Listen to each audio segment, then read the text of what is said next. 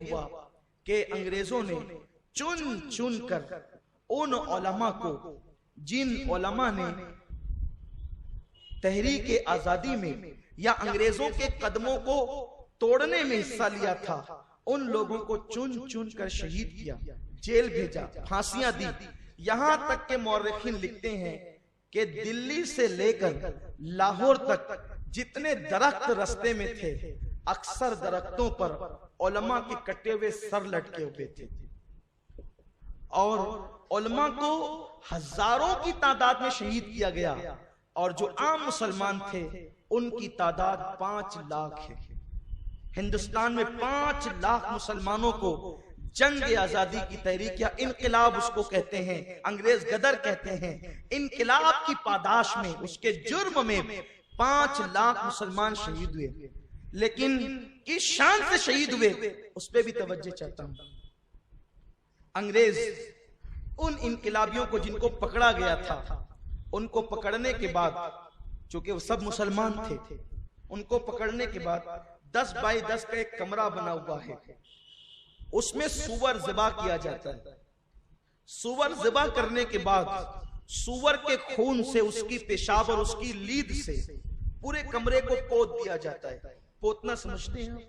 پہلے جب ہمارے یہاں مالیگاؤں میں اکثر مٹی کے مکانات تھے تو ان مکانات کو جو پیلی مٹی ہوا کرتی تھی، عورتیں اس سے زمین پوتا کرتی تھی، تو سور کے خون سے، اس کے پیشاب سے اور اس کی لید سے 10 بائی 10 کے کمرے کو لیپ دیا جاتا، پوت دیا جاتا، اور جن لوگوں نے انقلاب کی تحریک میں علماء کا ساتھ دیا تھا ان مسلمانوں سے کہا جاتا اس کو زبان کے ذریعے سے چاٹا۔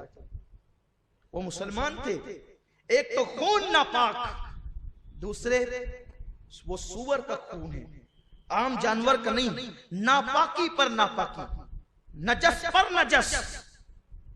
وہ لوگ انکار کرتے، پھر ان کو دردناک انداز سے شہید کر دیا جاتا۔ قتل، انقلابیوں کو قتل کرنے کا طریقہ یہ تھا کہ ان مسلمانوں کو جب سور ذبح کیا جاتا تو اس کی چمڑی جیسے نکالتے ہیں، چمڑی نکالنے کے بعد اس کی چمڑی کے اندر سل دیا جاتا، اس درد یعنی روحانی طور پر بھی اذیت دی جاتی، ایمان کو بھی مجروح کرنے کی کوشش کی جاتی۔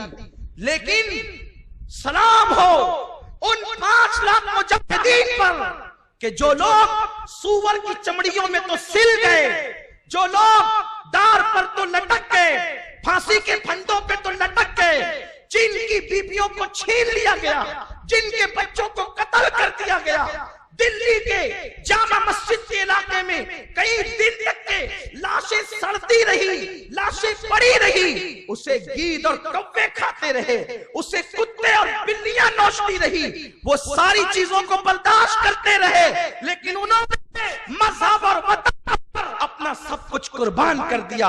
آج یہ محفل اسی درد کے ساتھ ہم نے سجائی ہے کہ ان 5 لاکھ کو اور ان ہزاروں کو جو آج یاد نہیں کیا جا رہا ہے، ہم انہیں یاد کریں گے، اپنے جوانوں کو ان کی قربانی ہم یاد دلاتے۔ ہم وہ نہیں ہیں کہ جو یوں ہی انگریزوں کے ایجنٹ کو، انگریزوں کے غلاموں کو، انگریزوں کے وظیفہ آزادی کا ہیرو بنا کے پیش کریں۔ کیسے آزادی کے ہیرو وہ لوگ ہو سکتے ہیں جو کبھی جیل نہیں گئے، جنہیں کبھی ڈنڈے نہیں پڑے، جن کے ہاتھوں میں کبھی ہتھکڑیاں نہیں آئی، مسندوں پہ بیٹھ کر پیری مریدی کے ڈھونگ رچاتے رہے، آج وہ آزادی کے ہیرو ہیں۔ سوچو ان مسلمانوں کی روحوں پہ کیا گزرتی ہوگی جنہوں نے جام شہادت نوش کیا، ان کا نام ہی کہیں نہیں، جو سولیوں پہ لٹکے ان کا نام ہی کہیں نہیں، جنہیں درختوں پہ لٹکایا گیا ان کے نام ہی کہیں نہیں، جن کے محلات کو ضبط کر کے بیچ دیا گیا ان کا نام ہی کہیں نہیں، جن کے بچوں کو یتیم کر دیا گیا ان کا نام ہی کہیں نہیں۔ بس یہی سازش ہے، اصل چہرہ چھپ جائے اور جو کچھ نہیں تھے وہ سامنے آئے۔ ہم یہ بات کہنے میں حق بجانب ہے کہ آج جن لوگوں کو آزادی کا ہیرو بنایا جا رہا ہے وہ کیوں گڑتے ہیں واقعات کہ انگریزوں نے پکڑ لیا اور یہ کر لیا وہ کر لیا۔ آپ کے مسلک کے کس بزرگ کو انڈمان بھیجا گیا؟ بتائیں. اگر انڈمان بھیجا گیا تو سنی مسلک کے عالم کو بھیجا گیا. بلکہ انگریز کو عالموں سے اتنی دشمنی تھی کہ ہزاروں علماء کو جو ہے وہ پھانسی دی گئی، اور بعد میں کسی کو شمس العلماء کا خطاب ملا. میں آخر میں بس اس پر چند بات کروں گا بھی، لیکن یہ بتانا چاہتا ہوں بس گفتگو کو سمیٹتے ہوئے کہ ہمارے جن علماء نے قیادت کی ہے ان علماء کے نام پڑھ دوں. اکثر ان کے نام پڑھے نہیں جاتے اور ان کو خراج پیش کروں. ایک بات یہ ہے، آخر ایسا کیوں ہوا؟ پہلے نام پڑھنے سے پہلے یہ بات کہنا چاہتا ہوں. ممکن ہے کسی کے ذہن میں سوال آئے گا، جب یہ لوگ آزادی کے اتنے بڑے ہیرو ہیں تو ان کا نام ریکارڈ میں کیوں نہیں ہے؟ ان کا نام کتابوں میں درج کیوں نہیں ہے؟ بہت خاص بات ہے، کوئی سوال کر سکتا ہے. تو آپ کو بتاؤں کہ جب یہ لوگ شہید ہوئے، یہ لوگ جیل گئے، تو 1857 سے لے کر 1947 تک، 1857 سے لے کر 1947 تک کم و بیش 90 سال کا عرصہ ہے، یعنی ایک صدی. بہت توجہ سے سنیں، یہ بہت خاص بات آپ کو اپنے دماغ میں بٹھانی ہے، کیونکہ ان علماء سے ہماری عقیدتوں کے تعلق ہے اور ہمارے ملک سے بھی ہمارا ایک رشتہ ہے، جذبات کا، محبتوں کا رشتہ ہے. اس لیے ہم لوگ جو ہیں وہ سارے شکوک و شبہات کا بھی ازالہ کرنا چاہتے ہیں. کوئی آپ سے پوچھ سکتا ہے کہ جب فضل حق خیر آبادی، صدر الدین آسودہ، کفایت علی کافی، یہ جو لوگ تھے انہوں نے انگریزوں کے خلاف علم جہاد بلند کیا، تو کتابوں میں ان کے نام کیوں نہیں ہیں؟ تاریخی ریکارڈ کیوں نہیں ہیں؟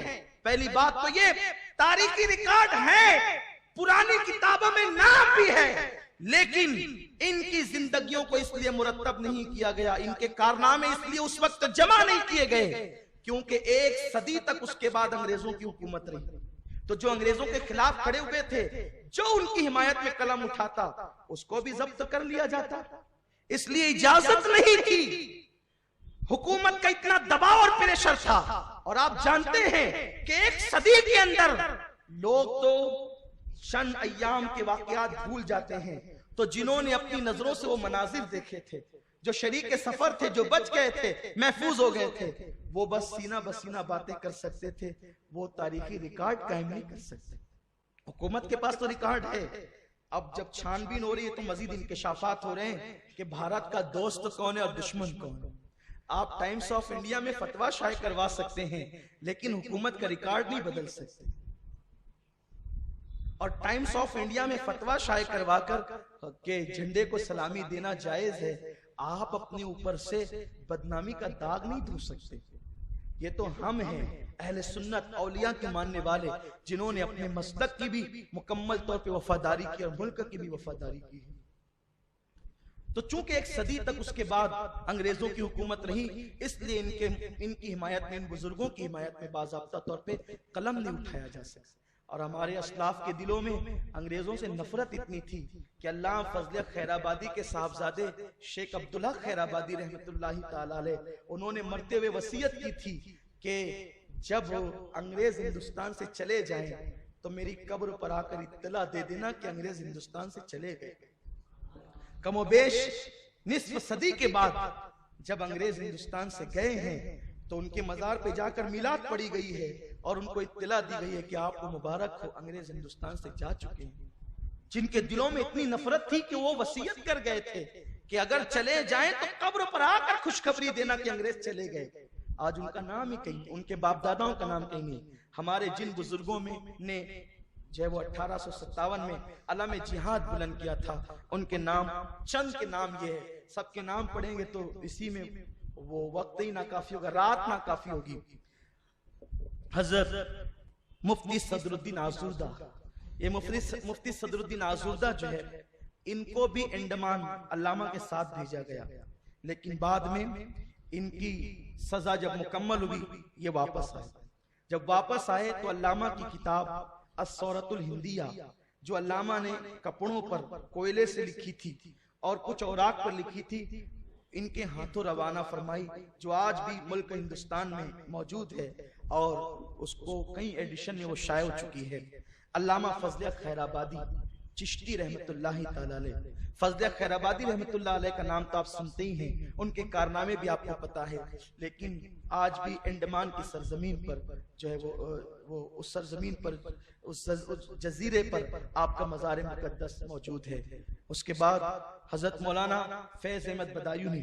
فیض احمد بدایونی وہ شخص ہے جنہوں نے جو ہے اس انقلاب میں حصہ لیا تو ان کو غائب بھی کر دیا گیا. مورخین بعض لکھتے ہیں کہ آج تک کہ ان کا پتہ نہیں ہے.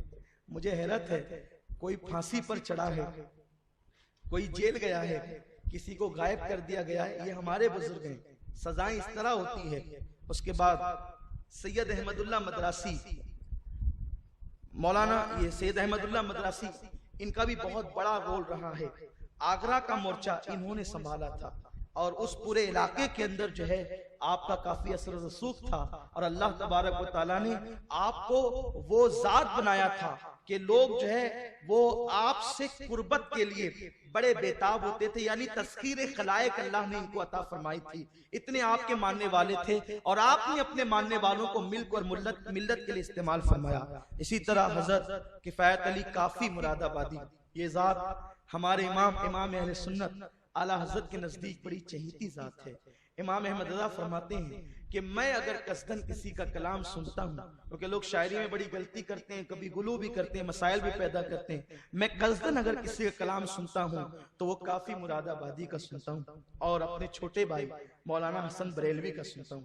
بلکہ کافی کو تو یہ شرف حاصل ہے، میں سلام کرتا ہوں جھک جھک کر کافی کی شاعری کو، کہ شاہ امام احمد رضا نے فرمایا کہ کافی شاعری کے میدان میں، نعتیہ شاعری کے میدان میں بادشاہ ہے اور میں ان کا وزیر اعظم ہوں.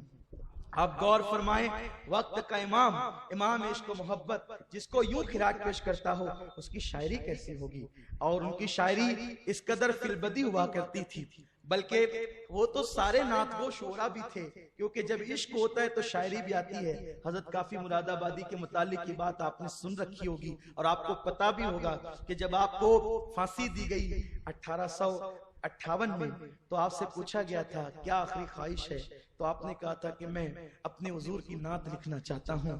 اور انہوں نے یہ نعت لکھی تھی، کوئی گل باقی رہے گا نہ چمن رہ جائے گا، بس رسول اللہ کا دین حسن رہ جائے گا. ہم سفیر و باغ میں ہیں، کوئی دم کا چہچہا، بلبلے اڑ جائے گی، سونا چمن رہ جائے گا. اطلس و خمخاب کی پوشاک پہ نازا نہ ہو، اس تنے بے جان پر خاکی کفن رہ جائے گا. جو پڑے گا صاحب لولاک کے اوپر درود، نار سے محفوظ اس کا تن بدن رہ جائے گا. اور سب فنا ہو جائیں گے کافی وہ، لیکن حشر تک نعت حضرت کا زبانوں پر سخن رہ جائے گا. علامہ فضل خیر آبادی بھی عربی کے شاعر تھے، اور علامہ کی شاعری کے بارے میں بتا دوں، جناب غالب جیسے لوگ علامہ کی بارگاہ میں خوشہ چینیاں کرتے تھے. جو غالب کا موجودہ دیوان ہے وہ علامہ فضل خیر آبادی کے مشوروں کا نتیجہ ہے.